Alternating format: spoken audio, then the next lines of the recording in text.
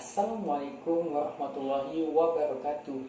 Hai semuanya, apa kabar? Mudah-mudahan baik-baik saja ya.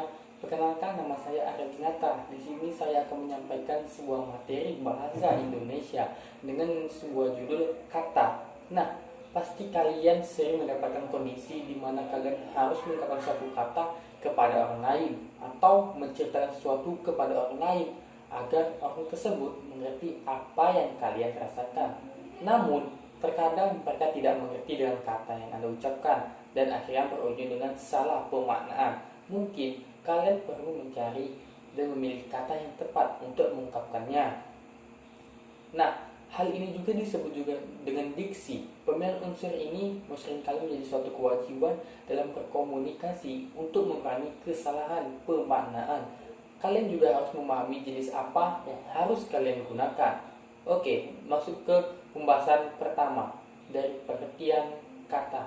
Nah, kata sendiri memiliki arti, yakni sebagai sederetan huruf yang berada di antara dua spasi dan memiliki sebuah arti. Menurut bahasa Sanskerta, pada awalnya unsur ini berasal dari kata yang memiliki arti bahasa, konversasi, cerita, atau dongeng. Nah, kemudian kata juga memiliki definisi lain, yaitu kata merupakan elemen terkecil dalam sebuah struktur bahasa yang dapat dituliskan atau diucapkan dan sebuah bentuk kesatuan pemikiran atau perasaan yang digunakan dalam berbahasa. Nah, secara umum, kata adalah sebuah unsur yang bahasa susunannya terdiri dari kumpulan huruf atau unit yang memiliki sebuah arti sehingga dapat berfungsi sebagai membentuk kalimat, frasa, dan klausa.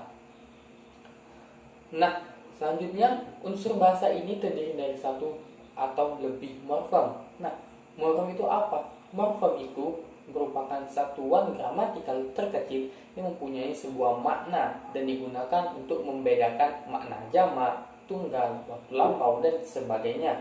Bentuknya dapat dengan afiks maupun tanpa afiks. Afiks itu imbuhan. Bentuk-bentuk dari afiks adalah prefiks imbuhan yang berada di awal, infiks yang berada di tengah, dan sufiks berada di akhir. Nah, bahkan ada beberapa kata yang memungkinkan terdapat konfiks, yaitu penggabungan antara imbuhan awal dan akhir. Oke, selanjutnya ada beberapa pengertian kata. Yang pertama, menurut Noam Chomsky, seorang profesor linguistik dari Amerika, kata adalah dasar analisis kalimat dan disajikan dengan simbol N nomina, V verb, dan A adjektif, dan sebagainya. Sementara itu, dalam buku linguistik Eropa, unsur ini mempunyai susunan fonologis yang stabil, tidak berubah, dan keluarnya mobilitasnya di dalam kalimat. Nah, kemudian kedua batasan tersebut mengerti pada dua hal. Yang pertama apa? Yang pertama, setiap unsur ini terdiri dari susunan fonem yang urutannya tidak dapat diubah serta tidak dapat diselipi fonem lainnya. Contohnya, kata sapu, urutan fonemnya yaitu S-A-P-U, tidak dapat diubah maupun diselipi fonem lainnya. Kedua, setiap kata memiliki kebebasan berpindah dalam sebuah kalimat atau tempatnya digantikan atau diisi oleh kata lain atau mungkin dipisahkan dari unsur lain. Oke, selesai dengan pengertian, kita masuk ke dalam tujuan. Nah, kata sendiri memiliki tujuan, yakni sebagai satuan gramatikal terkecil yang memiliki makna dan arti sehingga dapat disusun menjadi suatu kalimat, klausa, dan frasa. Unsur bahasa ini menjadi unsur penting dalam kebahasaan karena dapat menerangkan benda, waktu, sifat, dan lain-lain. Oke, selesai pada tujuan, kita masuk yang ketiga, fungsi dari kata. Nah, selain memiliki tujuan, kata juga memiliki fungsi, yakni sebagai satuan gramatikal terkecil yang untuk suatu kalimat, kata memiliki beberapa fungsi. Nah, kata juga memiliki beberapa fungsi apa saja. Yang pertama, fungsi predikat. Yang kedua, fungsi objek. Yang ketiga, fungsi keterangan. Yang keempat, fungsi pelengkap. Dan kemudian saya akan menjelaskan beberapa fungsi tersebut. Yang pertama, fungsi sebagai subjek. Nah, Subjek adalah bagian dari kalimat yang menandakan apa yang sedang dibicarakan. Namun, hal ini tidak selalu sama dengan aktor atau pelaku sebagai objek. Termasuk dalam kalimat fasik, fungsinya sebagai subjek dapat ditentukan berdasarkan ciri-ciri. Ciri-cirinya apa? Yang pertama, jawaban dari siapa yang melakukan kegiatan atau aktivitas. Contohnya kalimatnya, ayah bekerja di kantor hingga sore hari. Jika dibuat kalimat tanya, siapa yang bekerja di kantor hingga sore hari? Maka jawabannya adalah ayah. Maka dapat dipastikan bahwa ayah berfungsi sebagai subjek yang sedang melakukan sebuah aktivitas. Yang kedua, bagian dari kalimat yang dijelaskan oleh predikat. Contoh pada kalimat ayah bekerja di kantor hingga sore hari. Ayah sebagai subjek diterapkan dengan tindakan bekerja sebagai predikat. Ciri yang ketiga, bagian yang diikuti oleh salah satu kata kerja sambung. Contohnya, pada kalimat ayah adalah seorang karyawan, adalah merupakan kata kerja sambung, sehingga di belakangnya berfungsi sebagai subjek, yaitu ayah. Kemudian ciri yang keempat, diikuti oleh partikelnya. Nah, contohnya pada kalimat mobilnya memiliki roda yang bagus. Nah, mobil yang diikuti oleh partikelnya menandakan bahwa kata tersebut berfungsi sebagai subjek. Oke, selesai dengan ciri, masuk ke fungsi kata yang kedua, yakni fungsi sebagai predikat. Predikat merupakan bagian dari kalimat yang menandakan apa yang dibicarakan oleh subjek dan biasanya harus mengandung unsur verbal. Setelahnya dapat diikuti oleh objek ataupun adverbial. Fungsi kata sebagai predikat memberi keterangan tentang apa yang dilakukan oleh subjek. Contoh pada kalimat ayah bekerja di kantor hingga sore hari. Bekerja sebagai predikat menjelaskan kegiatan atau aktivitas yang dilakukan oleh ayah di kantor hingga sore hari. Oke, selesai fungsi yang kedua, masuk fungsi yang ketiga. Fungsi yang ketiga adalah fungsi sebagai objek. Nah, fungsi sebagai objek. Objek merupakan bagian dari kalimat yang memiliki peran sebagai penderita atau yang mengalami suatu hal. Letak objek memiliki fungsi sebagai pemberi keterangan predikat. Contoh pada kalimat kakak membeli tas di toko dekat rumah. Tas sebagai objek memberi keterangan terhadap barang yang kakak beli di toko dekat rumah. Fungsi yang keempat adalah fungsi sebagai keterangan. Kata keterangan merupakan bagian dari kalimat yang berfungsi untuk memberikan keterangan terhadap unsur lainnya, meskipun hadirnya tidak terlalu penting, namun dapat memberikan penjelasan lebih lanjut tentang suatu kalimat. Contoh pada kalimat kakak membeli tas di toko dekat rumah. Di toko merupakan keterangan yang memberikan penjelasan di mana kakak membeli tasnya. Keterangan tersebut tidak wajib untuk dimasukkan ke dalam kalimat. Namun, ketika Anda memasukkannya, pembaca tidak perlu bertanya lagi tempat kakak membeli tasnya. Oke, fungsi yang terakhir yaitu fungsi sebagai pelengkap. Nah, kata memiliki fungsi ini sedikit sulit untuk menganalisis keberadaannya. Terkadang ia dapat berfungsi sebagai keterangan ataupun objek. Contoh pada kalimat ayah bekerja di kantor hingga sore hari. Sore hari merupakan kata pelengkap karena melengkapi bekerja sebagai batasan waktu ia melakukan aktivitasnya di kantor. Contoh pada kalimat kakak makan ayam. Ayam berfungsi sebagai pelengkap dan objek secara bersamaan. Oke, selesai dengan fungsi kata, kita masuk ke dalam yang keempat adalah jenis kata. Nah, setelah kita mengerti pengertian dari kata, tujuan dari kata, dan fungsinya, bagian ini juga menjelaskan tentang jenis kata. Nah, tata kata adalah sebuah aturan atau susunan morfem dan membuat sebuah kalimat sehingga ditempatkan sesuai dengan jenisnya. Berdasarkan jenisnya, kata dibagi 7. Nah, yaitu kata benda, kata bilangan, kata ganti, kata kerja, kata sifat, kata keterangan, dan kata tugas. Oke, masuk yang pertama, kata benda atau nomina. Nah, nomina merupakan nama-nama dari semua benda dan segala hal yang dibendakan. Ciri utama dari nomina dilihat dari keterangannya yang mengikutinya. Ciri yang pertama tidak dapat didahului oleh keterangan bernegasi. Tidak. Contoh, anjing, kursi, dan matahari.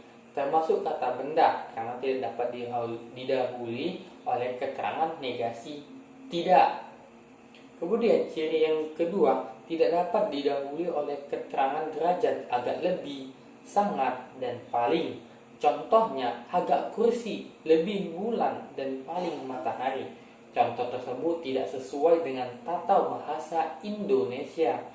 Ciri yang ketiga tidak dapat didahului keterangan wajib. Contoh, wajib ayam, wajib kursi, dan sebagainya. Contoh tersebut tidak sesuai dengan tata bahasa Indonesia juga. Kemudian ciri yang keempat dapat didahului oleh keterangan jumlah. Contoh, seekor kucing, 5 kursi, 10 meja, sebatang pensil, dan sebagainya. Nah, yang kedua, kata bilangan atau numeralia. Nah, numeralia merupakan unsur yang memiliki tugas untuk menjelaskan jumlah objek atau jumlah benda atau urutan benda.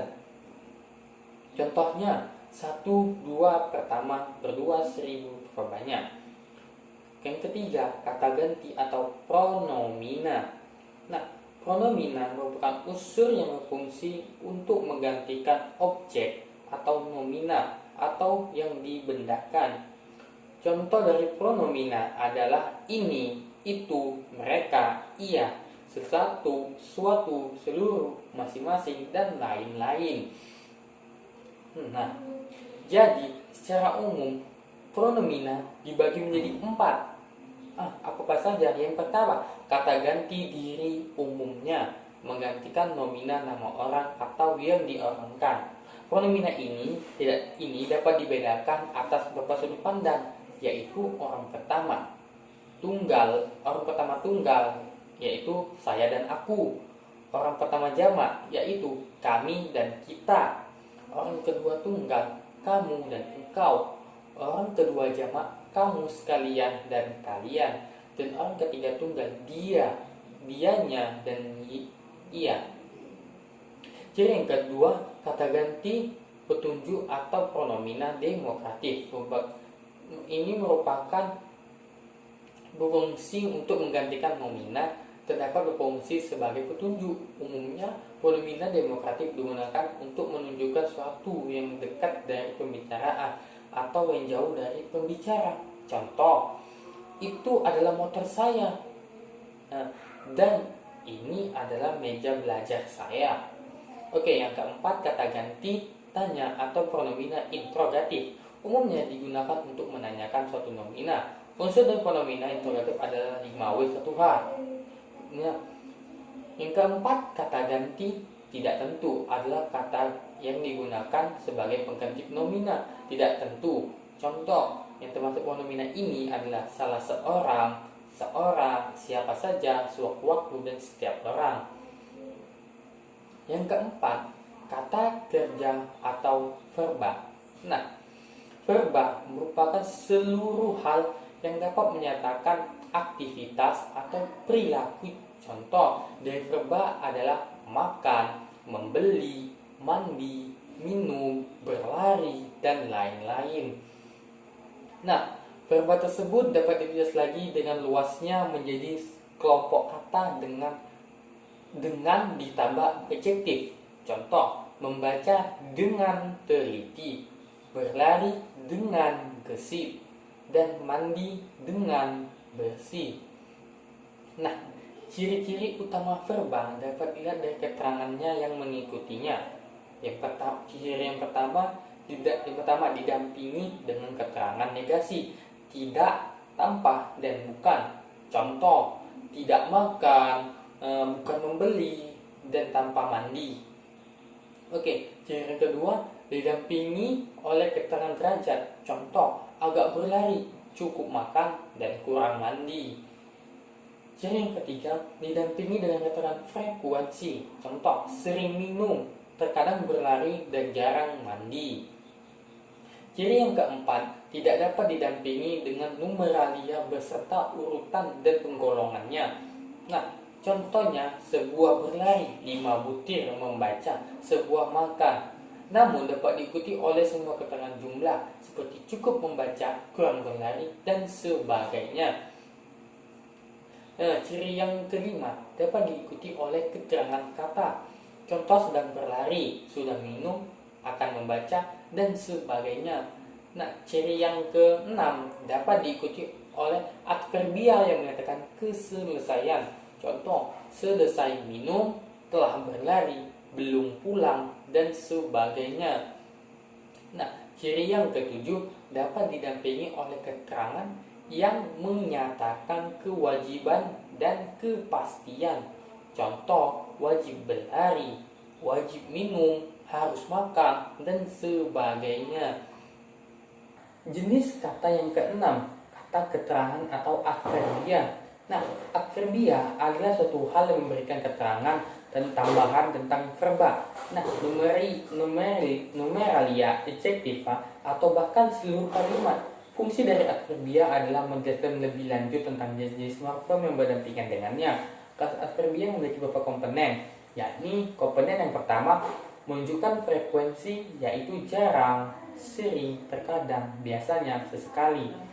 Komponen yang kedua menunjukkan jumlah atau kuantitas, yaitu banyak, cukup, sedikit, semua, seluruh. Nah, komponen yang ketiga menyatakan negasi, yaitu bukan, tidak, tiada, dan tanpa. Komponen yang keempat menunjukkan kualitas ataupun derajat, yaitu cukup, agak, sedang, lagi, akan hendak, tengah, dan mau. Komponen yang keenam menunjukkan keselesaian akan sesuatu, yaitu sudah, belum, sedang, dan baru. Komponen yang ke-7 menyatakan batasan, yaitu hanya dan saja. Secara umum makna ini hanya dapat digunakan untuk kelas verba, nomina, dan numeralia. Nah, yang ke-8 menunjukkan keharusan, yaitu boleh, harus, wajib, dan mesti. Makna adverbia ini hanya dapat berdampingan dengan kelas verba. Yang ke-10, yang ke-9 menyatakan kepastian, yaitu tentu, pasti, mungkin, dan barangkali. Makna ini juga hanya dapat mendampingi kelas verba.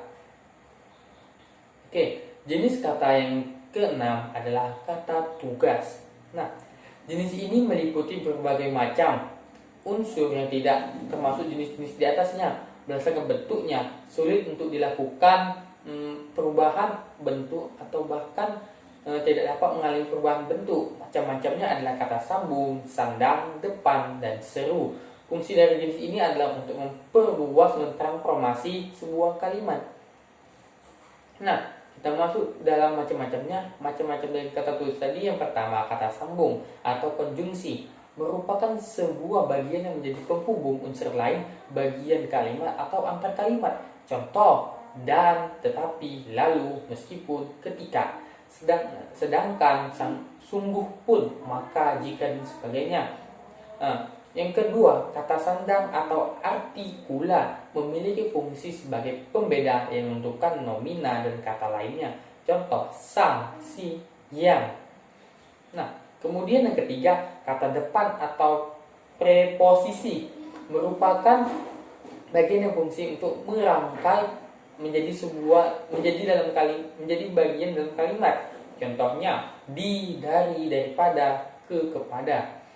Nah, yang keempat, kata seru atau injeksi merupakan sebuah unsur yang secara tidak langsung sudah menjadi sebuah kalimat. Secara umum digunakan untuk mengungkapkan perasaan. Contohnya, wah, weh, aduh, oh, dan sebagainya. Nah, jenis kata yang terakhir adalah kata sifat atau adjektif. Nah, adjektif adalah unsur yang menggambarkan sifat seseorang atau keadaan sebuah benda atau sesuatu. Contohnya, baru, kecil, besar, baik, rendah, buruk, dan sebagainya. Adjektif dapat dilihat dari ciri-ciri utamanya. Yang pertama, tidak dapat diikuti oleh keterangan frekuensi, jarang, sering, dan terkadang. Contoh, sering besar, jarang kecil, kadang-kadang tinggi, dan sebagainya. Nah, yang kedua, tidak dapat diikuti oleh keterangan menyatakan jumlah. Contoh, sedikit buruk, cukup baik, dan sebagainya. Yang keempat, dapat diikuti oleh keterangan kepastian seperti pasti, tentu, barangkali, dan mungkin. Contoh, tentu bagus, pasti tinggi, tentu baik, dan sebagainya. Yang kelima, tidak dapat ditambah keterangan kala, hendak, dan mau. Bentuk ini tidak dapat digunakan menurut bahasa Indonesia. Contoh, hendak bagus, mau rendah, kala buruk, dan sebagainya. Oke, saya bilang jenis kata.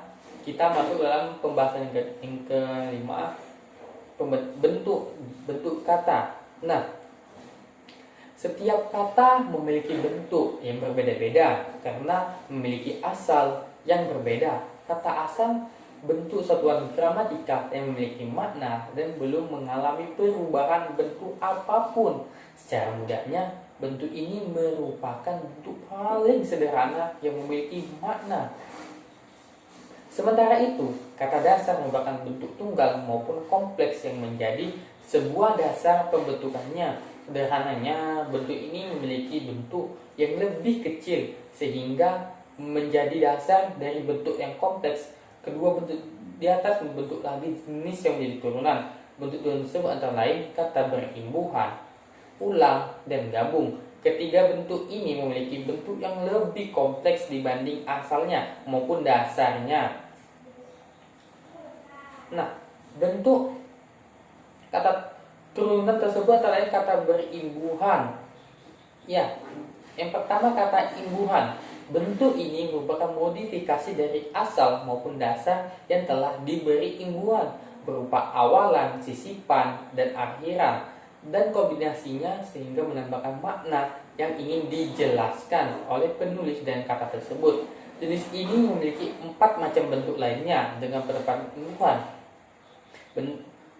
Bentuknya yang pertama imbuhan di awal atau prefiks. Nah, prefiks imbuhan berada di awal sebuah unsur dasar.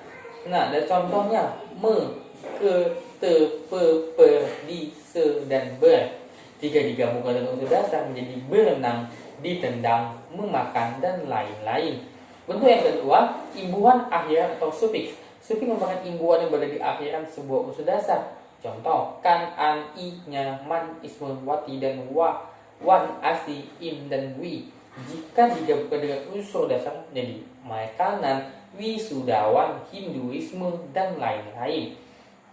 Nah, yang ketiga, imbuhan awalan dan akhiran atau konfiks. Konfiks merupakan imbuhan yang mengombinasikan kedua jenis imbuhan di atas. Contohnya, me, kan, pe, an, ber, an, se, nya, dan meperkan. Jika digabungkan dengan unsur dasar menjadi pencucikan, penghasilan, pertigaan, perserikatan, dan lain-lain.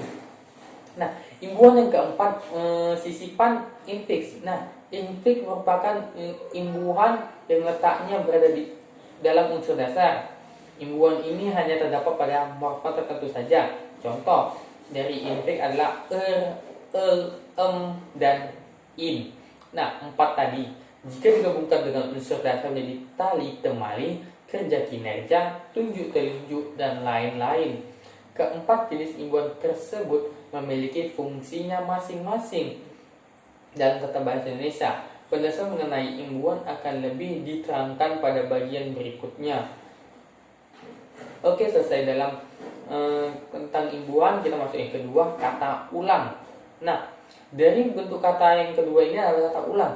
Bentuk ini merupakan pengulangan sebuah unsur dasar dan di antara keduanya dihubungkan menggunakan kata hubung. Pengulangan ini dengan berbagai macam cara.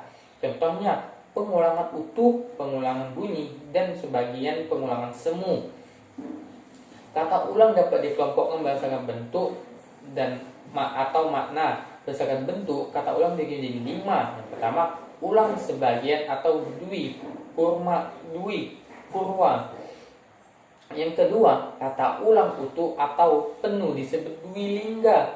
Kemudian yang ketiga, kata ulang berubah bunyi. Contohnya seperti sayur mayur, gerak-gerik, gotong royong. Yang keempat, ulang berimbuhan. Seperti contohnya tarik menarik, sapa menyapa, bermaaf-maafan. Yang kelima, ulang semu. Merupakan pengulangan terjadi pada unsur dasar ya, yang sebenarnya bukan hasil dari duplikasi. Contohnya ubur-ubur, empek-empek, kuku, kura-kura, balaba, ubun-ubun, dan sebagainya. Nah, berdasarkan fungsi maknanya, kata ulang dibagi menjadi 9, yaitu ulang bermakna mirip. Contoh, kemerah-merahan, keibu-ibuan, kebapaan. Nah, ulang yang kedua bermakna jamak, yaitu rumah-rumah, bapak-bapak, motor-motor, dan ibu-ibu. Nah, yang ketiga, ulang bermakna berbagai macam. Contohnya, sayur mayur, batu-batuan, tumbuh-tumbuhan, pepohonan, dan sebagainya. Yang keempat, ulang bermakna saling. Nah, ulang bermakna saling contohnya berlari-larian, bersalam-salaman, lihat-melihat, tembak-menembak, tuduh menuduh, dan sebagainya. Yang kelima, ulang bermakna intensitas. Contoh, kuat-kuat, bolak-balik, berjam-jam, makan-makan, dan jalan-jalan. Ulang bermakna yang ke-6, ulang bermakna bilangan. Contoh, 1, 2, 2, 3, dan seterusnya. Kemudian ulang bermakna keadaan. Contohnya mentah-mentah, hidup-hidup, merah-merah, dan sebagainya. Oke, jenis kata bentuk kata yang ketiga, kata gabung atau rasa. Nah, umumnya gabungan ini biasa disebut dengan istilah kata majemuk. Istilah tersebut merupakan gabungan dari dua atau lebih morfem dasar yang mengandung suatu pengertian. Kata majemuk tidak menjelaskan satu perkara kata, tapi ia menjelaskan dengan keseluruhan gabungannya. Oke, selesai dalam membentuk kata. Kita masuk yang terakhir, yaitu imbuhan. Nah, seperti yang sudah saya jelaskan tadi, imbuhan adalah unsur tambahan yang diletakkan pada unsur dasar. Tambahan ini berupa satuan bunyi terkecil yang mempunyai arti berupa morfem bertingkat. Nah, imbuhan asli merupakan imbuhan yang berasal dari bahasa Melayu dan diletakkan sebagian awalan, sisipan, akhiran, dan gabungan pada unsur dasar. Nah, imbuhan awalan atau prefiks, contoh awalannya yaitu me, ke, ter, di, pe, dan sebagainya. Awalan memiliki fungsi dan tugas masing-masing. Yang pertama, awalan me digabungkan dengan unsur dasar memiliki fungsi sebagai verba aktif. Contoh, merusak, mengulang, memakan. Yang kedua, awalan ke yang digabungkan dengan unsur dasar memiliki fungsi sebagai verba intransitif atau tidak membutuhkan objek. Contoh, ke dalam, ke atas. Yang ketiga, awalan ter dan di yang digabungkan dengan unsur dasar memiliki fungsi sebagai pembentuk verba dan makna pasif. Contoh, terlewat, ditendang, terinjak. Awalan pe yang digabungkan dengan unsur dasar memiliki fungsi sebagai pembentuk nominal. Contoh, penolong, peserta, penulis. Kemudian awalan se yang digabungkan dengan unsur dasar memiliki fungsi sebagai pembentuk nominal. Contoh, segelas, semangkuk, seikat. Kemudian awalan ber dan per yang digabungkan dengan unsur dasar dan memiliki fungsi sebagai pembentuk verba aktif. Contoh, berlari, berkuat, berenang. Nah, yang kedua, imbuhan sebagai aisipan atau infiks. Biasanya hanya terdapat pada beberapa kata saja, dan letaknya berada di dalam kata. Sisipan terletak pada kata dasar, tepatnya pada suku pertama yang memisahkan huruf konsonan pertama dengan huruf vokal pertama suku tersebut. Sisipan memiliki makna sebagai berikut, yakni menjelaskan beragam dan bermacam-macam. Contoh, tali temali, kelut ke mulut, gigi gerigi, dan sebagainya.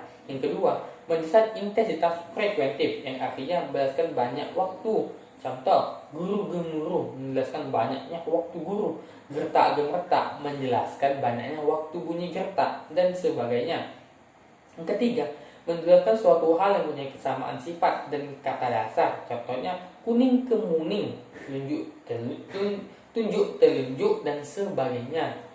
Oke, imbuhan yang ketiga adalah sebagai akhiran atau sufiks. Nah, contoh akhiran yaitu kan, an, inya, man, isme, wati, wan, asi, in, dan wi. Sufiks ini juga memiliki fungsi mengandung makna berbeda setiap imbuhan, sama seperti prefiks. Nah, akhiran wan dan wati berfungsi sebagai membedakan jenis kelamin. Akhiran kan dan i biasa digunakan sebagai penjelas kata-kata kerja. Akhiran isme berfungsi sebagai menjelaskan paham atau hal tertentu. Akhiran an umumnya digunakan untuk kata benda. Contoh, pikiran yang berasal dari kata dasar. Oke, imbuhan yang keempat adalah dari kombinasi awalan dan akhiran atau konfiks. Contoh imbuhan adalah mekan, pean, beran, silnya, dan meperkan. Sama dengan imbuhan yang sudah dijelaskan tadi ya, masing-masing dari konfiks yang digabungkan dengan kata dasar memiliki makna tersendiri. Oke, begitulah hasil penyampaian kelas saya sampaikan tentang materi bahasa Indonesia, yaitu kata. Mudah-mudahan kalian dapat mengerti arti kata itu, tujuan, bentuk, jenis, dan imbuhannya ya. Nah, jadi kalau kita sudah tahu, marilah kita menggunakan kata dengan sesuai dengan aturan yang berlaku. Jangan sampai kita mengatakan sesuatu sampai orang lain bisa salah memaknakan apa yang kita katakan. Nah, mudah-mudahan bermanfaat bagi kita semua. Apabila ada salah penyampaian dalam materi ini, saya mohon maaf. Kepada Allah saya mohon ampun. Billahi taufiq wal hidayah. Wassalamualaikum warahmatullahi wabarakatuh.